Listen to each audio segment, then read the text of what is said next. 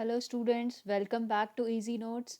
तो क्या आपको भी केमिस्ट्री बहुत परेशान करती है कि मैम कभी सोडियम क्लोराइड का फॉर्मूला NaCl हो जाता है तो मैग्नीशियम क्लोराइड का फॉर्मूला MgCl2 हो जाता है, पोटेशियम हाइड्रोक्साइड KOH होता है तो aluminium hydroxide AlOH whole thrice होता है। तो ऐसा क्यों हो रहा है? और अगर हमें कंपाउंड का नाम गिवन है तो हम उसका फॉर्मूला कैसे लिखें, और अगर फॉर्मूला गिवन है तो हम उसका मॉलिक्यूलर मास कैसे निकालें। तो घबराने की कोई ज़रूरत नहीं है। आज हम इस चैप्टर को, इन्हीं सब टॉपिक्स को बहुत ही आसान तरीके से कवर करेंगे, और वो भी एग्जाम्पल्स के साथ। तो आज का चैप्टर है चैप्टर 3, एटम्स एंड मॉलिक्यूल्स। इसको भी हमने 2 पार्ट्स में डिवाइड किया था। पार्ट 1 की वीडियो मैं ऑलरेडी शेयर कर चुकी हूँ, जिसमें हमने टॉपिक्स किए थे: introduction, laws of chemical combination, law of conservation of mass, law of constant proportion, Dalton's atomic theory, atom standard symbol and atomic mass. और इस वीडियो में हम जो टॉपिक्स करने वाले हैं वो हैं existence of atoms, molecules, atomicity, molecules of compounds, ions, chemical formula, molecular mass and formula unit 1। तो चलिए पहले टॉपिक से स्टार्ट करते हैं, existence of atoms। ज़्यादातर एलिमेंट्स के जो एटम्स होते हैं दे आर हाईली रिएक्टिव, और वो किसी और अदर एलिमेंट्स के साथ रिएक्ट करते रहते हैं। They do not exist independently. तो ऐसा क्यों होता है? हर एक एलिमेंट जो रहता है वो स्टेबल होना चाहता है, और स्टेबल होने के लिए आउटर मोस्ट शेल में 8 इलेक्ट्रॉन्स का होना ज़रूरी है। लेकिन ग्रुप 1 से लेके ग्रुप 17 एलिमेंट्स के पास उनके आउटर मोस्ट शेल में 8 इलेक्ट्रॉन्स नहीं होते, तो जिसकी वजह से वो किसी और एलिमेंट के साथ रिएक्ट करते हैं और अपने आउटर मोस्ट शेल में 8 इलेक्ट्रॉन लाने की कोशिश करते हैं। तो सिर्फ एक ग्रुप 18 एलिमेंट्स ऐसा है जिसके आउटर मोस्ट शेल में 8 इलेक्ट्रॉन्स होते हैं, इसीलिए उसको किसी और के साथ रिएक्ट करने की ज़रूरत नहीं पड़ती। ये जो है ये हम डिटेल स्टडी इसका हायर क्लास में करेंगे। अभी सिर्फ हम इतना करेंगे कि जो ग्रुप 1 to 17 एलिमेंट्स हैं दे आर हाईली रिएक्टिव, जबकि जो ग्रुप 18 एलिमेंट्स होते हैं दे आर केमिकली अनरिएक्टिव। तो वो इसीलिए सिंगल एटम्स की तरह रहते हैं, जैसे हीलियम He की फॉर्म में ही रहेगा, Ne की फॉर्म में ही रहेगा, तो यानी ये किसी और के साथ रिएक्टेड नहीं है। बाकी जितने भी एलिमेंट्स होंगे वो एक दूसरे के साथ कंबाइन करके या तो मॉलिक्यूल्स बनाएंगे या आयंस बनाएंगे। अब मॉलिक्यूल्स क्या हैं और आयंस क्या हैं? तो अगर जब कभी भी दो नॉन मेटल आपस में कंबाइन करेंगे, दो या दो से ज़्यादा, तो वो बनाते हैं मॉलिक्यूल्स, जैसे O2, H2 एंड CO2। यहाँ पर आपके 3 नॉन मेटल्स आ गए, कार्बन और 2 ऑक्सीजन, तो ये बनाएंगे मॉलिक्यूल्स। लेकिन जब एक मेटल नॉन मेटल के साथ रिएक्ट करेगा तो वो बनाएंगे आयंस, जैसे कि NaCl। Na जो है वो मेटल है, Cl जो है वो नॉन मेटल है। तो इसीलिए एटम्स को हमने 2 पार्ट्स में डिवाइड किया। when 2 or more non-metals combine together they form molecules, and when a metal combine with non-metal they form ions। और फिर ये मॉलिक्यूल्स और आयंस जो हैं ये आपस में जुड़ करके मैटर बनाते हैं, जो कि हम स्टार्टिंग से पढ़ते आ रहे हैं।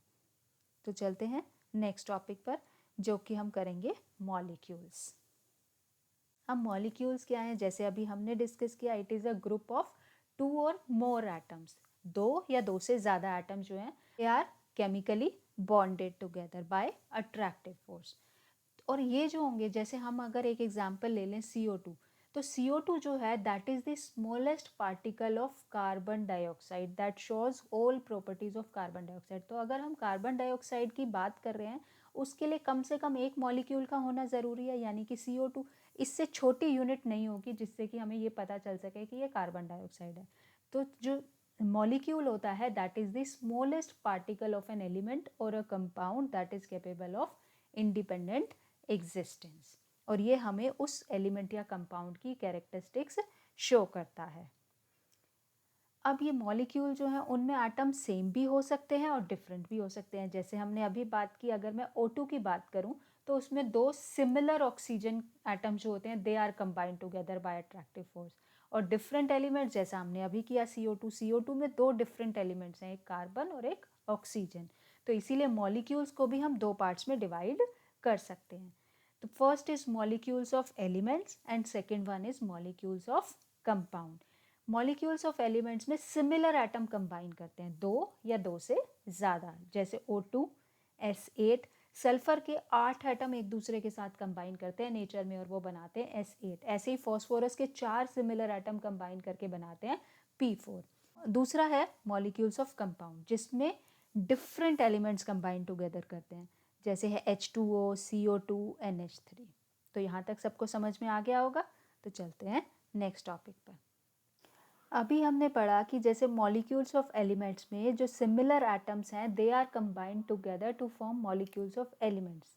अब हम उनकी एटमिसिटी कैसे कैलकुलेट कर सकते हैं? एटमिसिटी होता क्या है? तो एटमिसिटी होती है number of atoms in a molecule. ठीक है, जैसे O2 है, O2 में how many number of atoms are there? 2। तो उसकी जो एटमिसिटी होगी वो 2 होगी। ठीक है, अगर जैसे सिर्फ एक मॉलिक्यूल सिर्फ एक ही एटम से बना है तो उसकी एटमिसिटी 1 होगी। जैसे कि ग्रुप 18 एलिमेंट्स हैं, हीलियम, नियन, आर्गन, वो ऐसे ही एग्जिस्ट करते हैं सिंगल एटम्स की तरह, तो इसीलिए उनकी एटमिसिटी 1 होगी और इसीलिए हम उनको क्या बोलते हैं? Mono atomic. मोनो का मतलब होता है 1, एटमिक का मतलब 1 एटम। ऐसे ही जिनमें 2 एटम्स होंगे उनको हम बोलेंगे डायएटमिक और उनकी एटमिसिटी होगी 2।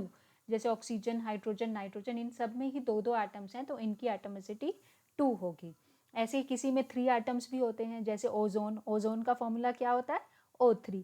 तो उसमें 3 एटम्स हैं तो इसकी एटमिसिटी 3 होगी और इसको हम बोलेंगे ट्राई एटमिक। और अगर मोर देन 3 एटम्स हैं तो उसको हम बोलते हैं पॉली एटमिक। जैसे हमने फॉस्फोरस और सल्फर का देखा था, फॉस्फोरस एग्जिस्ट करता है एज P4 तो उसमें 4 उसकी एटमिसिटी है। सल्फर एग्जिस्ट करता है S8 तो उसकी एटमिसिटी 8 है।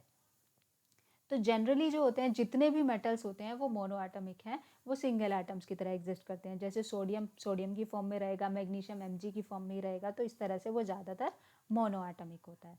तो इधर हम एक टेबुलर फॉर्म में भी देख लेते हैं एक बार। जैसे आर्गन है, हीलियम है, ये हमारे जो हैं ये सिंगल एटम्स की तरह एग्जिस्ट करते हैं। ये ग्रुप 18 एलिमेंट से बिलोंग करती है तो ये सिंगल की तरह रहेगा, तो ये मोनो एटमिक है।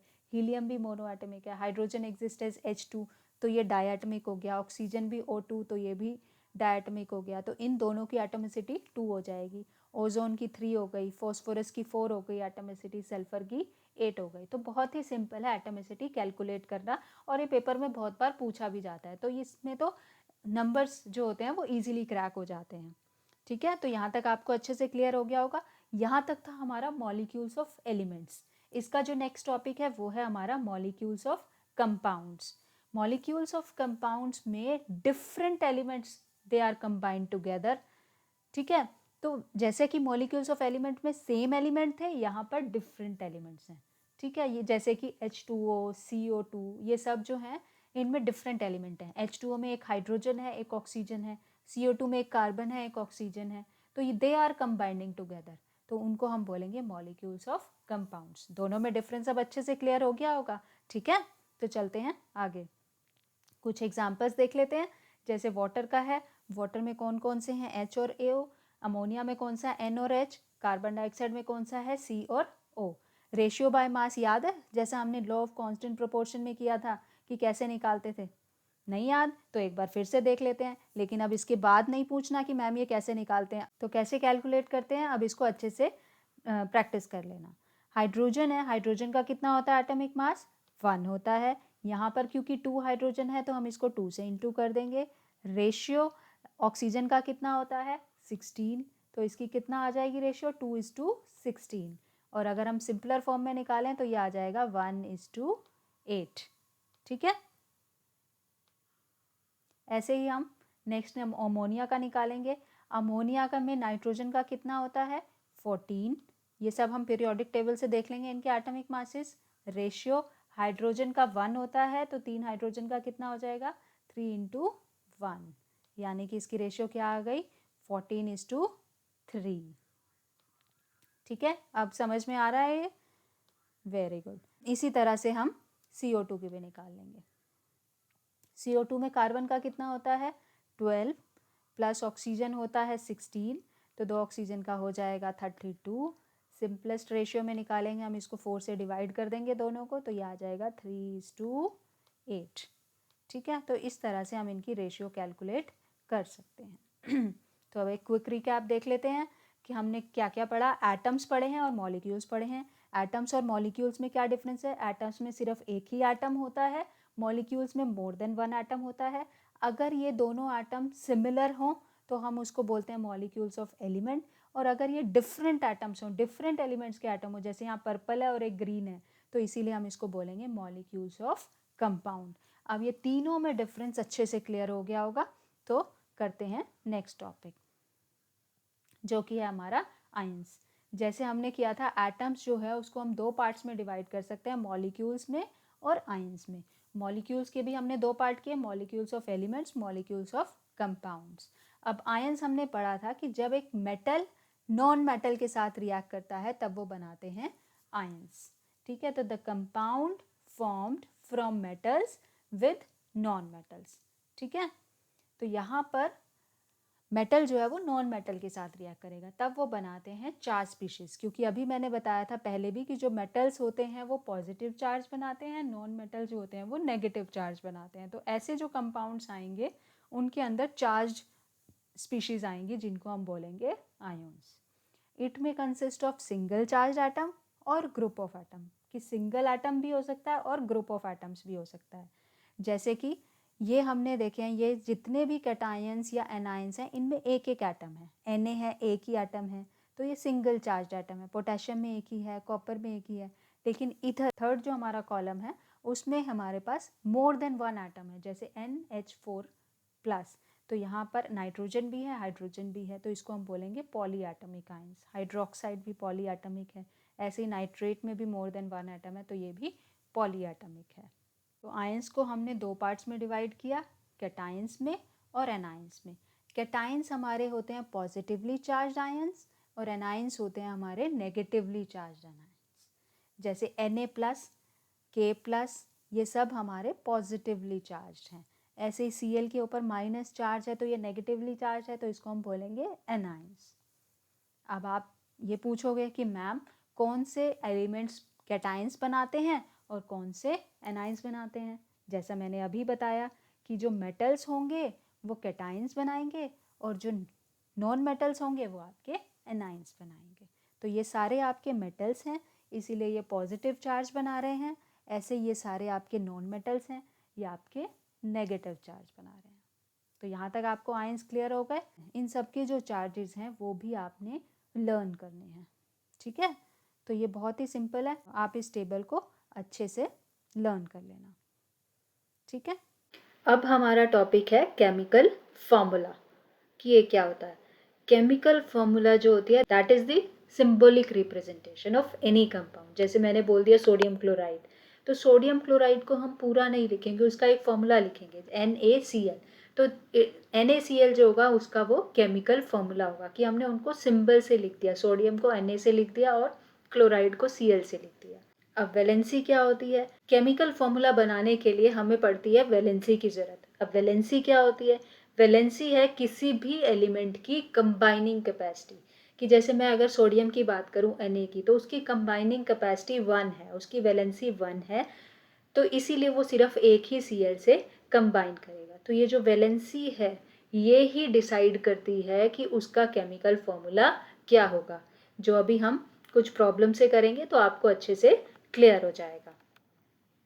तो सबसे पहले हमें रूल्स देख लेने हैं कि केमिकल फॉर्मूला के क्या क्या रूल्स हैं। तो सबसे पहले है जो वैलेंसीज या चार्ज होंगे आयंस के वो बैलेंस करने चाहिए, कि अगर Na पर प्लस चार्ज है और Cl पे -1 है तो ये दोनों आपस में बैलेंस चार्ज जो है वो बैलेंस हो रहे हैं, कि +1 इज बैलेंस्ड बाय -1। ऐसे ही सेकेंड पॉइंट है कि अगर एक कंपाउंड में मेटल रिएक्ट कर रहा है नॉन मेटल के साथ, जैसे NaCl में Na मेटल है, Cl नॉन मेटल है, तो हमेशा जो मेटल होगा वो पहले लिखा जाएगा। तो इसीलिए हम इसको NaCl लिखते हैं, Cl Na कभी नहीं लिखेंगे। ठीक है, तो पहले हम मेटल लिखेंगे, बाद में हम नॉन मेटल लिखेंगे। ठीक है, इसका नेक्स्ट पॉइंट है कि अगर किसी कंपाउंड में पॉली एटमिक आयंस हैं, ठीक है, और अगर ये पॉली एटमिक आयंस का नंबर मोर देन 1 है, जैसे कैल्शियम हाइड्रोक्साइड में hydroxide is the poly atomic ion और इसमें वो 2 थे, तो हम इसको ब्रैकेट लगाकर उसके बाहर उस नंबर को इंडिकेट करेंगे। ठीक है, और अगर ये पॉली एटमिक आयन जो है वो सिर्फ 1 ही है, तो एक ही हाइड्रोक्साइड है, तब हमें ये ब्रैकेट लगाने की ज़रूरत नहीं है। ठीक है, ब्रैकेट हम तभी लगाएंगे if it is more than 1। और बार उसका हम नंबर इंडिकेट करेंगे कि how many number of polyatomic ion is there. ठीक है, तो अब करते हैं कि केमिकल फॉर्मूला को बनाते कैसे हैं, जो कि बहुत ही इंपॉर्टेंट टॉपिक है। आप इसको बहुत अच्छे से और ध्यान से समझना, फिर मैं आपके साथ कुछ प्रॉब्लम्स भी शेयर करूंगी, आप उन प्रॉब्लम्स को भी सॉल्व करना। अगर कोई डाउट आए तो आप उसको कमेंट सेक्शन में पूछ सकते हो। तो सबसे पहले हम स्टेप्स देख लेते हैं। इसके लिए जो होते हैं बेसिकली 3 स्टेप्स होते हैं। सबसे पहले हम लिखते हैं एलिमेंट्स, फिर हम लिखते हैं उनकी वैलेंसीज, और थर्ड पॉइंट हम उसकी वैलेंसीज को कर देते हैं क्रॉस ओवर। बस ये हमें 3 सिंपल स्टेप्स फॉलो करते हैं। अब मैं आपको इसको एक एग्जांपल के साथ भी शो करती हूँ ताकि ये आपको टॉपिक अच्छे से क्लियर हो जाए। ये टेबल मैं आपको शेयर कर रही हूँ ताकि आपको वैलेंसी पता चल सके। वैलेंसीज कुछ नहीं है, जितना भी इसके ऊपर चार्ज है वो ही उसकी वैलेंसी। जैसे सोडियम के ऊपर +1 है तो इसकी वैलेंसी 1 होगी, पोटेशियम के ऊपर +1 है तो इसकी वैलेंसी भी 1 होगी। हम प्लस या माइनस नहीं लगाएंगे, सिर्फ जो उसका मैग्नीट्यूड होगा वो ही उसकी वैलेंसी होगी। कॉपर 2+ के ऊपर 2+ चार्ज है तो इसकी वैलेंसी 2 होगी। ऐसी एल्यूमिनियम के ऊपर 3+ है तो इसकी वैलेंसी 3 होगी। Same as with negative charge and same as with polyatomic ions. ठीक है, सबसे पहले हम देखते हैं फॉर्मेशन ऑफ हाइड्रोजन क्लोराइड। अब क्योंकि यह हाइड्रोजन क्लोराइड है, यानी सिंबल क्या होगा, सबसे पहले हम सिंबल्स लिखेंगे। फर्स्ट स्टेप कि हम उनके सिंबल्स लिखेंगे, हाइड्रोजन और क्लोरीन। सेकेंड स्टेप हम वैलेंसीज लिखेंगे। तो ये वैलेंसी, हाइड्रोजन की वैलेंसी हम यहाँ से देखें तो ये 1 है, क्लोरीन की वैलेंसी भी यहाँ से देखें तो ये भी 1 है। दोनों की वैलेंसी 1 1 आई। फिर हमने क्या करना है, क्रॉस ओवर द वैलेंसीज, हमने इनको क्रॉस ओवर कर देना है। तो H1Cl1, हमें 1 लिखने की जरूरत नहीं होती, तो सिंपली ये बन जाएगा HCl। समझ आ गया होगा। तो एक और एग्जाम्पल देख लें ताकि और भी अच्छे से क्लियर हो जाए। तो हम देखते हैं एल्यूमिनियम ऑक्साइड। तो सिंबल्स क्या होंगे, एल्यूमिनियम ऑक्साइड में एल्यूमिनियम का Al, ऑक्साइड का O। तो ये हमने सिंबल्स लिख लिए। फिर हम वैलेंसी चेक करेंगे फ्रॉम द टेबल। एल्यूमिनियम की कितनी है वैलेंसी, 3। ऑक्साइड अगर हम देखें इसकी कितनी है वैलेंसी, 2। तो हमने यहाँ पर इसकी वैलेंसी 3 लिख दी और इसकी 2 लिख दी। फिर हमने कर दी क्रॉस ओवर, तो क्या बन गया, Al के साथ आ गया 2, ऑक्सीजन के साथ आ गया 3, तो Al2O3। तो यहाँ से ये जो फॉर्मूला बन गया, ये बन गया Al2O3। क्लियर हो गया ये। तो ये जो टॉपिक है ये बहुत ही इम्पॉर्टेंट है। अब हम कुछ और एग्जाम्पल्स भी देख लेते हैं क्योंकि इस टॉपिक्स को हमने बहुत अच्छे से समझना है। तो फिर है कैल्शियम हाइड्रोक्साइड। वैलेंसी आप उसी चार्ट में से देख सकते हैं। सिंबल है कैल्शियम का Ca, और हाइड्रोक्साइड क्योंकि पॉलीएटॉमिक है तो उसका होगा OH। अब हम इसकी वैलेंसीज चेक कर लेंगे। वैलेंसी क्या थी कैल्शियम और हाइड्रोक्साइड की, एक बार देख लेते हैं। कैल्शियम इज 2+ और हाइड्रोक्साइड इज 1-, तो इसीलिए कैल्शियम की 2 होगी और हाइड्रोक्साइड की 1 होगी। तो कैल्शियम की 2 और हाइड्रोक्साइड की 1। फिर हमने इसको दोबारा से क्रॉस मल्टीप्लाई कर दिया तो ये आ गया Ca1, OH की 2। अब क्योंकि ये पॉलीएटॉमिक आयन है और ये मोर देन 1 है तो इसीलिए हम यहाँ पर ब्रैकेट लगाएंगे। ब्रैकेट लगाया और बाहर हम 2 लिखेंगे और 1 लिखने की हमको ज़रूरत नहीं होती, तो इसीलिए CaOH होल ट्वाइस। ठीक है, तो एक और करते हैं। और अब है एल्यूमिनियम सल्फेट। तो सबसे पहले एल्यूमिनियम इज Al, सल्फेट का जो फॉर्मूला है वो पॉलीएटॉमिक है तो वो होता है हमारा SO4। ठीक है, अब फिर से हम इसकी वैलेंसी उसी चार्ट में से देख लेंगे। एल्यूमिनियम की होती है 3, सल्फेट के ऊपर 2- चार्ज होता है तो इसीलिए इसकी वैलेंसी होगी 2। क्रॉस ओवर कर दिया तो इसका क्या फॉर्मूला बन गया, Al2 और SO4 क्योंकि मोर देन 1 है तो ब्रैकेट लगाया और ये है हमारे पास 3। ठीक है, इसी तरह से हम बाकी के 2 एग्जाम्पल्स भी कर लेंगे और अगर इसमें आपको कोई डाउट है तो आप मुझसे पूछ सकते हैं। ठीक है, अब मैं आपके साथ मैंने इसकी कुछ प्रॉब्लम्स भी शेयर की हैं तो वो अब आप खुद से करेंगे। तो अब ये कुछ हैं प्रॉब्लम्स जिसके लिए लिखने हैं आपको केमिकल फॉर्मूलाज। तो किस बात की है देरी, फटाफट से उठाओ अपनी नोटबुक और पेन और झटपट से ये फॉर्मूलेज इनके बना डालो। और अगर कोई डाउट है तो किसने रोका है, तो फटाफट से कमेंट करो और ये फिर टॉपिक आपका हो जाएगा अच्छे से तैयार। और इसका एक सेकेंड क्वेश्चन भी मैंने शेयर किया है जिसमें आपने बताने हैं नंबर ऑफ एटम्स। जैसे है H2S में नंबर ऑफ एटम्स कितने हैं, बहुत ही सिंपल है, 2 हाइड्रोजन 1 सल्फर, तो नंबर ऑफ एटम्स हो गए 3। इसी तरह से आप सभी के नंबर ऑफ एटम्स भी कैलकुलेट कर लेंगे तो वो भी आपका एक क्वेश्चन अच्छे से तैयार हो जाएगा। और नेक्स्ट क्वेश्चन है राइट द नेम्स। जैसे हमने नेम्स से केमिकल फॉर्मूला बनाया है वैसे इसका ऑपोजिट भी पूछ सकते हैं कि अगर हमने इसके नेम्स लिखने हैं तो वो तो और भी ज़्यादा आसान है, हमें कुछ वैलेंसीज देखने की ज़रूरत नहीं है। सिर्फ जैसे Na है, Na सोडियम होता है, PO4 जो होता है वो फॉस्फेट होता है, तो सिर्फ हम लिख देंगे सोडियम फॉस्फेट। तो इसी तरह से सारे ट्राई करना और कमेंट सेक्शन में मुझे इनके आंसर ज़रूर शेयर करना ताकि मैं चेक कर सकूं कि ये सही है या गलत। तो चलते हैं नेक्स्ट टॉपिक पर। तो सभी एटम्स के एटॉमिक मास को अगर हम ऐड कर देते हैं तो हमारे पास आ जाता है मॉलिक्यूलर मास, और इसकी जो यूनिट होती है वो होती है U। Atomic mass unit is U। अब इसके लिए हम एक एग्जांपल कर लेते हैं कि how can we calculate the molecular mass if we are given any formula. तो सबसे पहले हम CO2 का निकाल के देखते हैं कि CO2 का मॉलिक्यूलर फॉर्मूला क्या है। तो CO2 में क्या है, एक कार्बन है और 2 ऑक्सीजन है, तो यानी कि atomic mass of carbon plus 2 into atomic mass of oxygen, क्योंकि ऑक्सीजन हमारे पास 2 हैं तो हम उसको 2 से इंटू कर देंगे। तो कार्बन का एटॉमिक मास 12 होता है और ऑक्सीजन का 16 होता है। तो कार्बन का हमने लिख दिया 12 प्लस 2 इंटू 16, तो ये क्या हो जाएगा 12 प्लस 32, और इसको अगर हम टोटल कर देंगे तो ये आ जाएगा हमारे पास 44, और इसके यूनिट लिखेंगे हम U, यानी कि जो मॉलिक्यूलर मास होगा CO2 का वो आ जाएगा 44 U। तो एक और एग्जाम्पल देख लेते हैं इसका, वो है हमारे पास HNO3 जिसको हम नाइट्रिक एसिड भी कहते हैं। तो नाइट्रिक एसिड में कौन कौन से एटम्स हैं, एक हाइड्रोजन, एक नाइट्रोजन और 3 ऑक्सीजन। तो atomic mass of hydrogen plus atomic mass of nitrogen plus 3 into atomic mass of oxygen. अब हाइड्रोजन का 1 होता है, नाइट्रोजन का 14 होता है और ऑक्सीजन का 16 होता है। ये तीनों वैल्यूज हम डाल देंगे तो ये आ गया 1 प्लस 14 प्लस ऑक्सीजन क्योंकि 3 है तो 3 इंटू 16। अब इसको करेंगे तो 1 प्लस 14 प्लस 48, तीनों को ऐड कर देंगे तो यह आ जाएगा हमारे पास 63 U।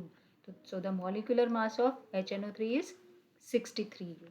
ये तो टॉपिक बहुत अच्छे से क्लियर होगा।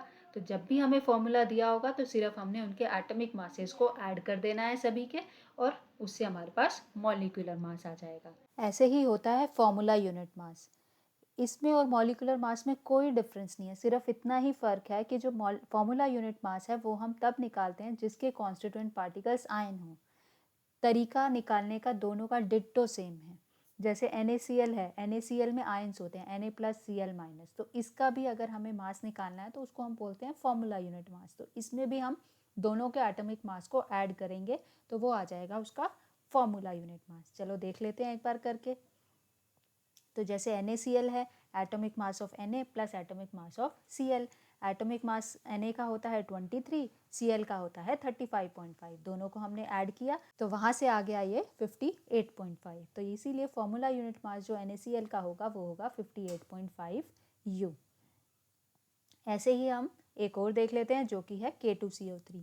K2CO3 में 2 K हैं, एक कार्बन है और 3 ऑक्सीजन है। तो 2 into atomic mass of K plus atomic mass of carbon plus 3 into atomic mass of oxygen. तो इस तरह से हमने सभी एटॉमिक मासेस को ऐड कर दिया तो आ गया 138 U।